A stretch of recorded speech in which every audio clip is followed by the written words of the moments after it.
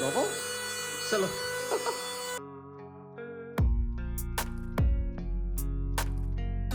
Se lo llevó todo. Increíble. Wow, me sorprendió. La verdad es que me sorprendió. Primero me sorprendió por el tamaño, no pensé que fuera tan grande, pensé que era algo más sencillo, algo más chiquitico, más manual.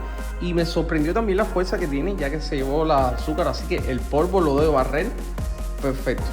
Le doy un 10 de 10 a este producto. El precio de este producto lo puedes encontrar en Temu en 9.31.